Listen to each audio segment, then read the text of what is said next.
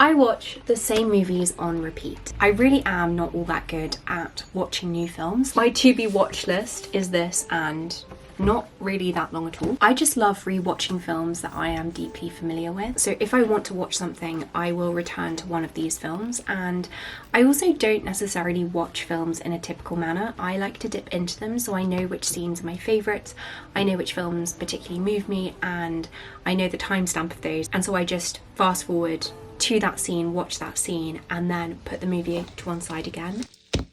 Obviously, when you watch films like this, you miss the build, you miss the character development that you get to experience over the course of a whole film. However, I suppose it depends on how and why you consume media. If I'm looking for character development for plot, I will turn to books, and I predominantly watch films for kind of the emotional effect. I watch films because I want to feel something deeply. There are scenes in these films which, just to kind of quote Emily Dickinson, she says the poetry is when you read something that chills your bones so much that no flame can warm you. That kind of electric feeling where you feel so in touch with those characters, with the moment.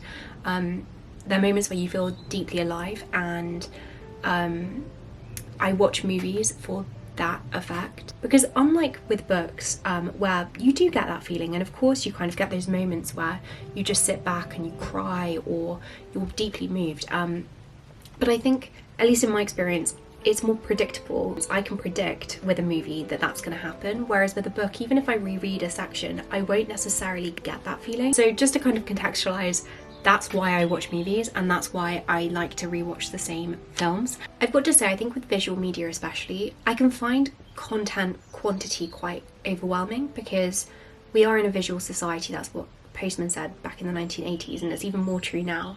And we're constantly bombarded with visual media, like, you know, photographs, videos, but predominantly videos. Like on social media, you constantly see them, advertisements. And so there's something very special, and I really enjoy knowing films very deeply and having like a small corpus of films that I watch and know very well, because it stops me from getting overwhelmed by just like the sheer quantity of media which is available to us. It's almost like, you know, when you're a kid and you have your DVD case of DVDs, I think of this like that, and I kind of don't let myself go look for something. I'm like, look at what films you already have and watch one of these.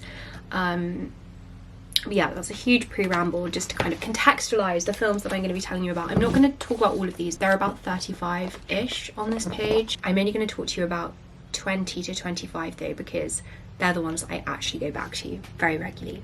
So with these films, I always like to have access to them. Like, that's very important to me, that I can watch them and dip into them whenever I want to. So some of these films I do own, and then other films I can access on streaming services. So for example, Wonder I don't own, but it's on UK Netflix, so I can watch it on Netflix whenever I want to. And this is where NordVPN comes in, because just because something's on Netflix in one country doesn't mean that it's on Netflix in every country. So let's say that you're traveling and there is a film that you really love to watch on Netflix, or a show that you really love to watch on Netflix, and then you get abroad and you realise that you can't access it because it's not on that country's Netflix. Well, what do?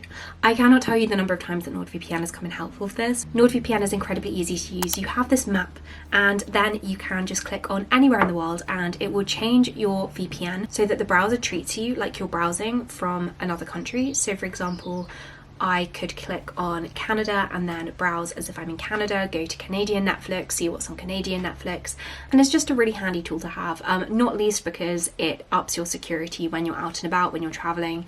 I've recently actually become incredibly nervous about like your Wi-Fi network being hacked because of the scandals in the news about this happening, and so when I'm out I always change my VPN address so that hackers can't hack into the system and access your personal data, passwords. If you want to try NordVPN, then you can get an extra 4 months free on the 2-year plan if you use my code, and there's also 100% money back guarantee, so if you start using it and then you decide it's not for you, you can get your money back, which is just quite nice. But anyway, I'm now going to get into showing you all of the films on, well, some of the films in this journal spread.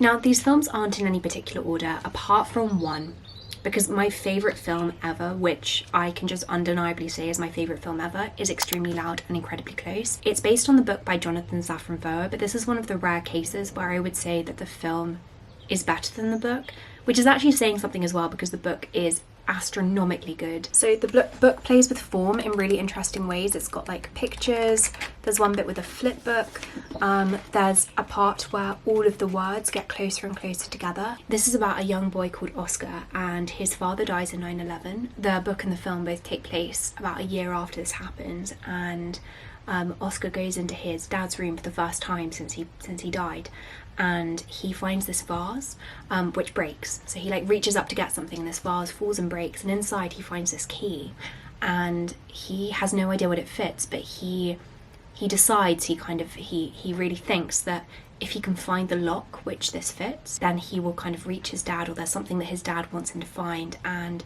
so he goes on this journey around New York with this key and is looking for the lock. And as he goes around New York looking for the lock, he meets all of these interesting people. He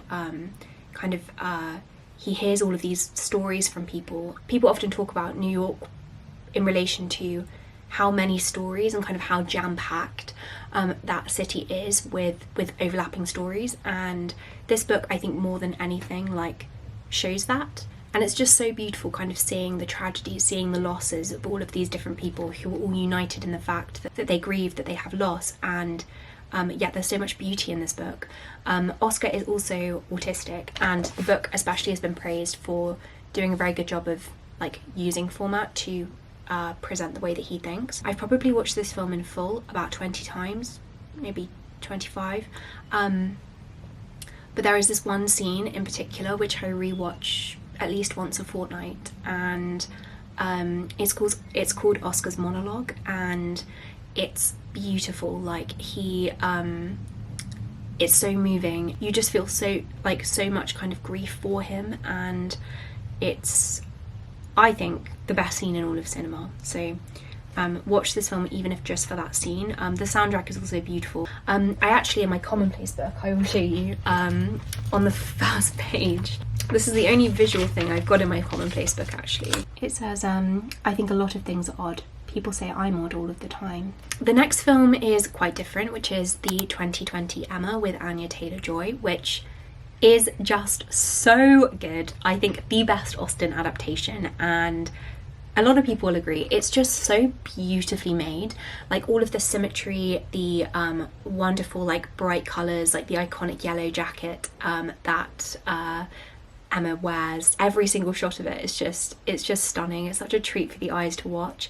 But it's also just hilarious. Like obviously Jane Austen is praised for her wit, for kind of her satire of Regency England, and Emma translates that wit and translates that into the modern age, because like obviously through contextual research we can understand what Jane Austen is satirising, but I think by making it more overt and more blatant, the film is able to pick out the humour in Jane Austen. I think that Bill Nighy is, as Mr. Woodhouse, is just hilarious.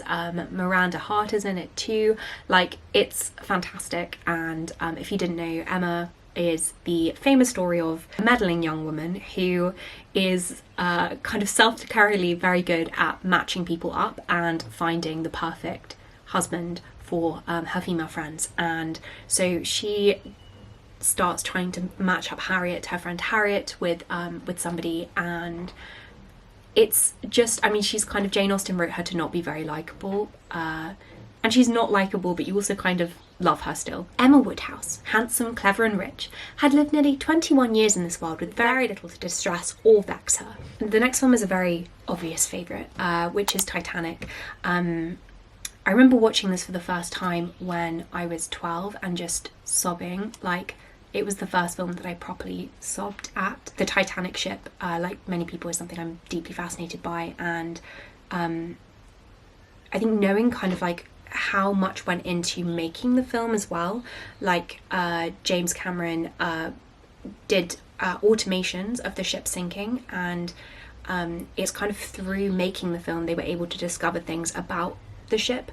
So just in the way that it was conceived and the genesis of the film, I think that makes it even better. Of course, they recreated rooms like the dining room, the staircase, so that you kind of get a sense of like what it would have been like on the ship. Hugo is the only children's film that Scorsese has directed, and it stars Asa Butterfield and Grace Moretz. It's just, again, beautifully made. I think a lot of my favourite films are just beautifully shot. Which station is it? It's the one with the train crash. It's this train station. I will get that wrong if I try and say it.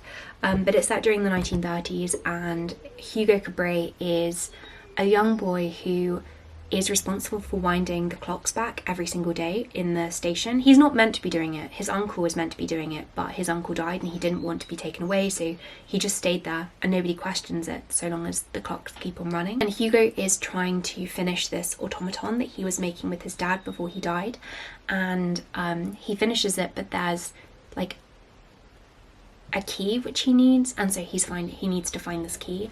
Also, as a backdrop, we meet George Méliès, who is the famous filmmaker, and I watched this first when I was 11, and from the age of like 11 to 15 I wanted to be a film director, and so I found the whole kind of filmmaking backdrop really, really brilliantly interesting. Next favourite is Uptown Girls, starring Brittany Murphy and Dakota Fanning. So Brittany Murphy plays a 22-year-old woman who is the orphan daughter of a rock star, and then somebody steals like all of her family fortune, and so she's suddenly got no money to her name, she has nowhere to live, and she needs to get a job for the first time. And she becomes a nanny to Dakota Fanning's character, and these two characters could not be more different. Like, Dakota Fanning in this is kind of like in the Cat in the Hat, you know, like she plays very prim, very her key line is fundamentals, the building blocks of fun. She disinfects everything, she's so worried about getting sick, everything is just very neat, very clean, very proper. And Brittany Murphy's character is the opposite of that. She, you know, just dances around everywhere. She's incredibly free-spirited, and the dynamic and the relationship between these two is like, because they're so different, it's just so wonderful, but it's so beautiful, and the final scene makes me cry every single time. It's, again, one of my favourite scenes. Next is Room, starring Brie Larson and Jacob Tremblay. I haven't watched this one in maybe a year or two, but a couple of years ago I would watch this very regularly, like every couple of months. Trigger warning for this because it's very dark and it is very disturbing, but it's also beautifully made. It's about this woman who was Brie Larson's character. She was kidnapped when she was 17. So she was kidnapped by this man and locked in a shed, and she's been there for 6 years, and she in that time has given birth to a boy who is now 5. So the film takes place within this single room, what they call Room, which is this shed. Again, this is based on a book, and I would say that the film is a lot better than the book. The book is very interestingly narrated by the 5-year-old boy, and it's fantastic narration, and I enjoy what it's doing, but I found the book much more moving. I think it's the childlike wonder of Jacob Tremblay's character which makes this film a favourite. Like, there are so many tender, small moments of beauty and love between the mother and son, and so even though it's a really upsetting, deeply sad movie, there is also this really kind of there's also this this deep joy within that film. The next one is Matilda. I love the musical film. Of course I love the musical, I think that's brilliant. I've probably watched that maybe like 3 or 4 times, but the original Matilda, oh my gosh, like still I rewatch this like a few times a year. I don't think this film needs any context. Like, of course, I'm sure, I hope that you've watched this film when you were growing up, but Matilda is 5 years old. Actually, she's 6 in this film, but she's, in the book, she's 5. She's 6, and she has always loved to read, and she's read every single book in her local library, and then she starts school and she has the most horrible headmistress, Miss Trunchbull, who is just like, you're reading it, like, I think especially as an adult when you watch it, you're like, oh my gosh, like how on earth, like, just, it's kind of, it's unfathomable. The film is just so comforting, and I think it's comforting just because of how many times I watched it as a child, but my favourite scene, and the one I will always rewatch, is right near the beginning when Matilda is finding the library and she's reading for the first time, and there's that line where Danny DeVito narrates, and so Matilda's strong young mind continued to grow, nurtured by the voices of all of those authors who had sent their books out into the world, like ships onto the sea. And as the music then builds, it just kind of, oh my gosh, I love that moment. And growing up, I always kind of just adored like the possibility which lay within that moment of how many books she was going to be able to read, of kind of how much you can learn from books and how much you can gain from books and how much there is, and how you're never going to exhaust all of the books that there are to read.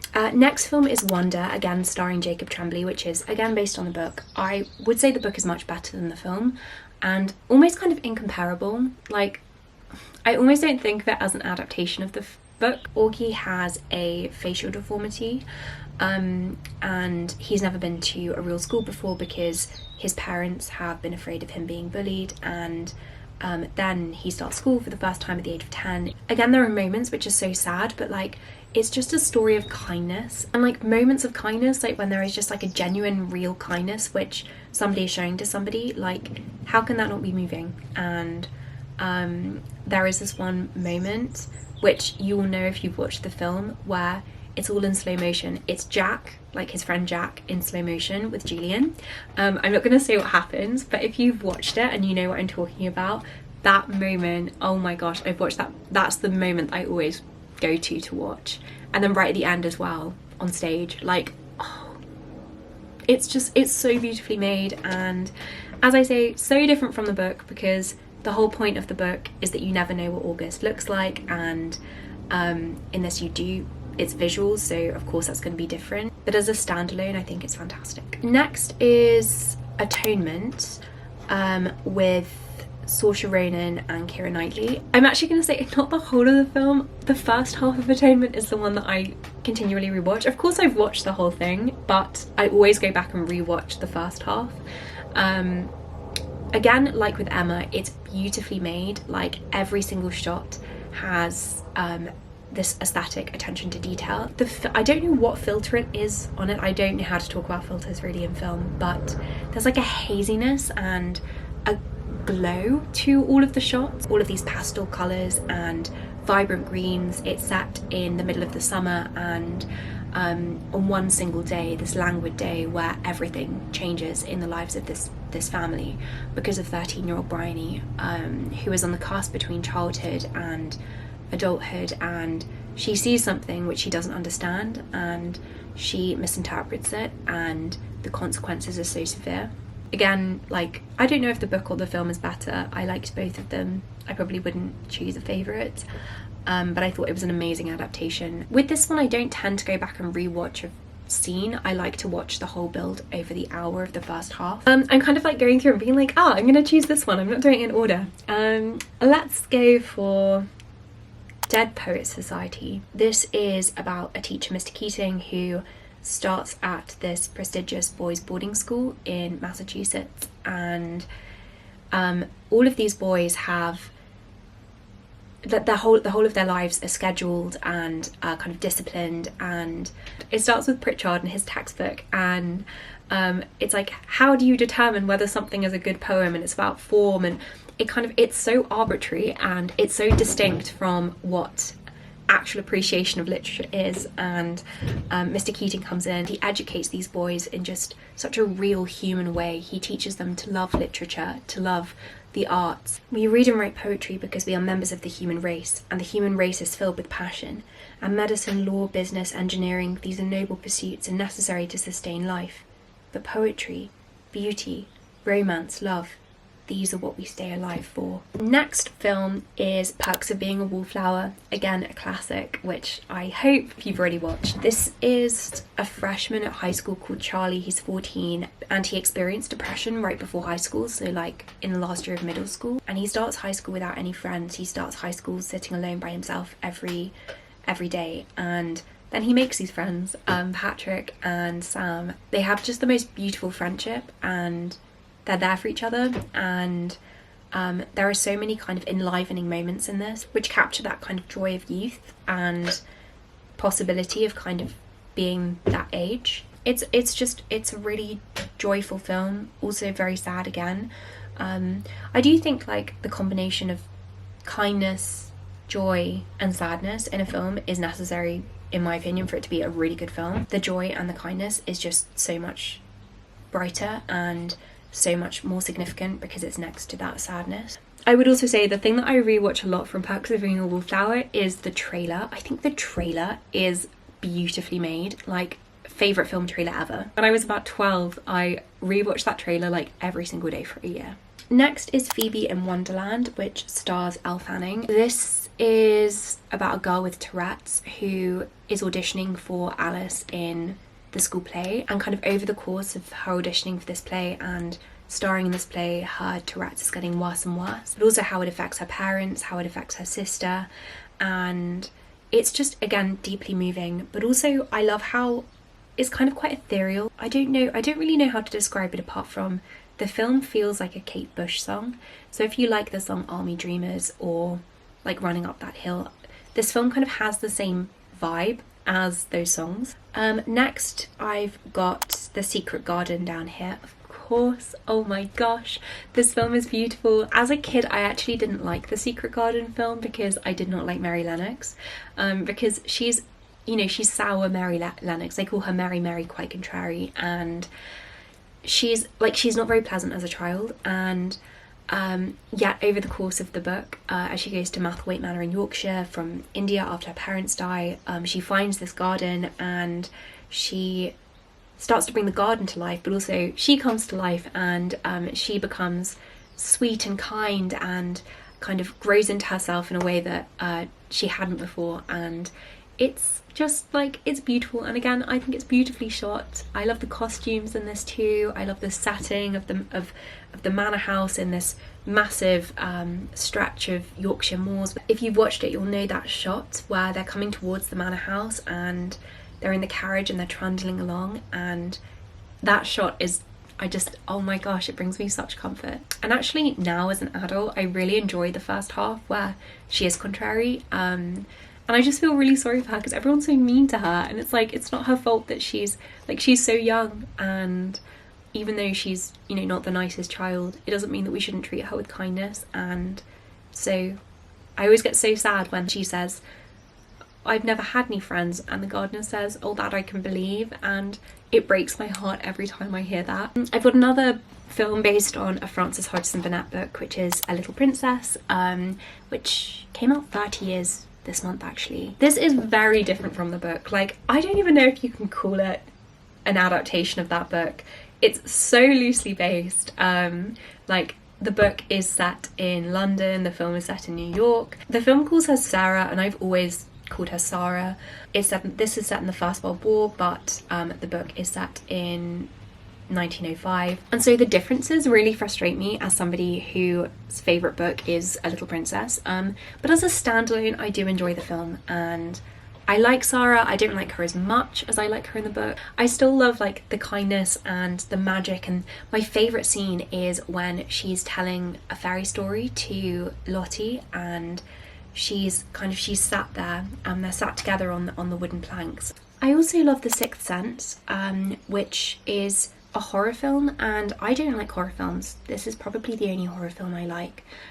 Well, it is the only horror film I like. It's about this boy who can see dead people, and he is taken to a psychiatrist, and the psychiatrist is trying to figure out what's wrong with him.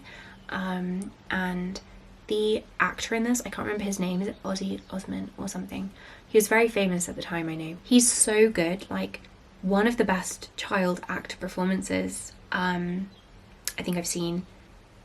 It's so, like, again, your heart breaks for this little boy because he's so scared. Another of my favourites is, I'm just saying which ones have I not done, is Coraline. The whole thing is of course done in stop motion, like with these beautiful tiny figurines, and I went to the exhibition in London last year and got to see the tiny figurines, like the actual Coralines, and so much work goes into it. I just, it's unbelievable the amount of skill, and I think the film is that much more wonderful for when you know, like, knowing how much work went into every single frame. But there's just such like a beautiful haunting quality to this film. Like, any frame you can watch and it just, like, there's something so, I don't, like, intangibly wonderful about watching it. It is, of course, rather creepy story of a girl who finds a tiny door in her new house, and she goes through and she finds her other mother, another world, an exact replica of her life now, but just slightly better. Only everyone has buttons sewn into their eyes. The Polar Express is an unlikely favourite. It's my favourite Christmas movie, but it's also a film that I watch the whole year round, and I watch less now than when I was younger, but like from the age of 5 to maybe 18, I would watch this film about once a month. It was my favourite film of all time. I just love the quiet anticipation for Christmas. Christmas Eve has always been a day I prefer to Christmas Day, because I loved the magic, but this film just instantly recalls that, and it's so comforting but also weirdly melancholic. I don't know, I find this film melancholic and nostalgic, and my favourite scene is very beginning where the boy is doubting whether Father Christmas is real. That's like, yeah, that's the scene that I'd always go back and watch. Okay, next film is Miracles from Heaven, which stars, what's her name? Jennifer Garner in it. I think that's her. And this is a Christian film. This family who, the daughter was very unwell, and then she fell out of a tree, like fell down the trunk of a tree, and she hit her head in a way that healed her. Like she was healed after she fell out of this tree.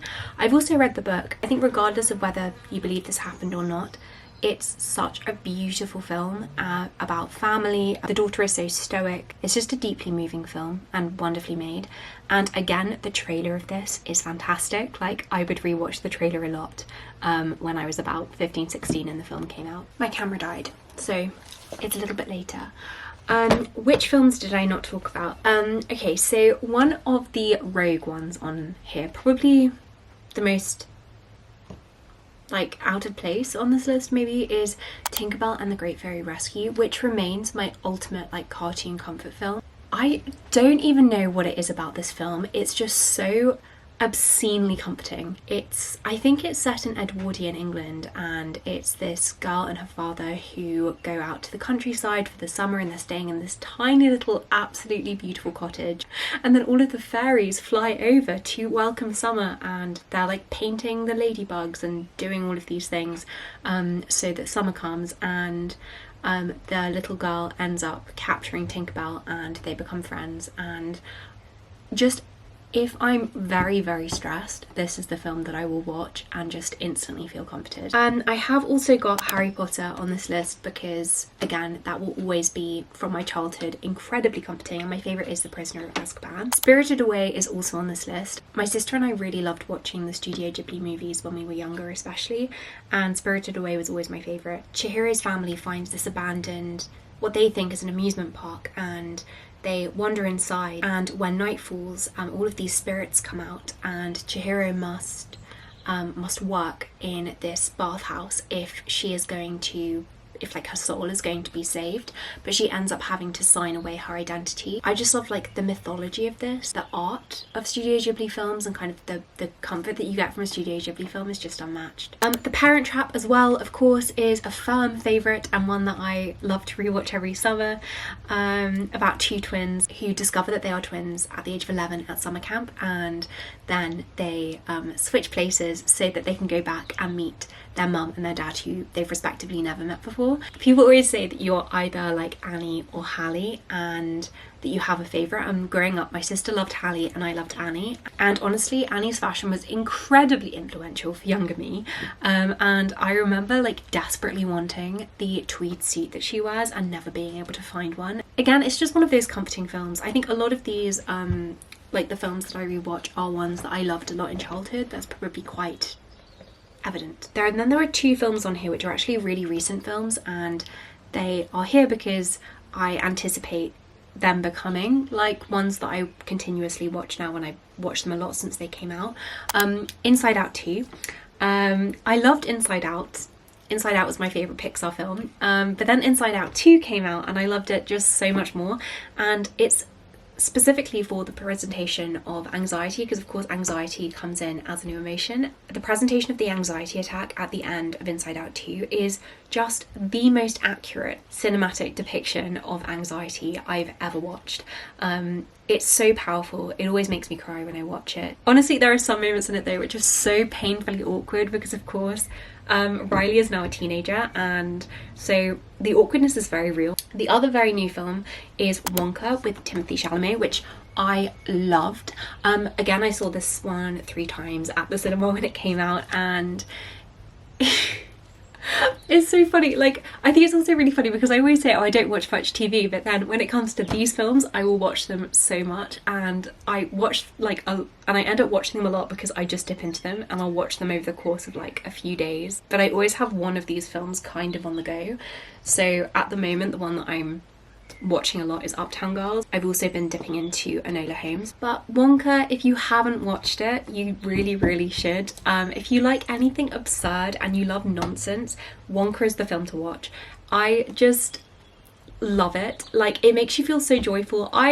Controversial opinion, love the songs. I know lots of people who don't, but the Then There's Chocolate song is so brilliant, and I love the terrible rhymes in like a lot of the songs, and I just love like the absolute lack of logic and the fact that like the chocolate machine works even though it really shouldn't. Like, you know, that Willy Wonka's traveling chocolate factory, I think it's also beautifully shot, but it's like the backstory of Willy Wonka before he opened his chocolate factory, and I think it's brilliant. Also, I realised I didn't print up a photograph of it by accident, but Little Women 2019 is... I can't believe I'm only just mentioning it. Little Women 2019 is my favourite historical drama, and it's one that I just continuously dip into again. It just conjures such a sense of comfort and beauty and childhood, and I love the fact that it switches between the modern day and when the March sisters were young, because again, talking about that sense of like joy and melancholy being side by side, you very much get that in the 2019 film, where you've got this beautiful joy and this kind of elation from when the girls are young, and then that's put next to kind of the sorrow of them being older and being further apart, and kind of the sorrow that comes with people growing apart with age, and the sorrow that comes with growing up. But the early Christmas scene where Jo wakes up and she was writing the night before and she looks out the window and says, "Merry Christmas, world," and then she goes downstairs and she's with her siblings, and oh, I love it. And I love how the girls are always like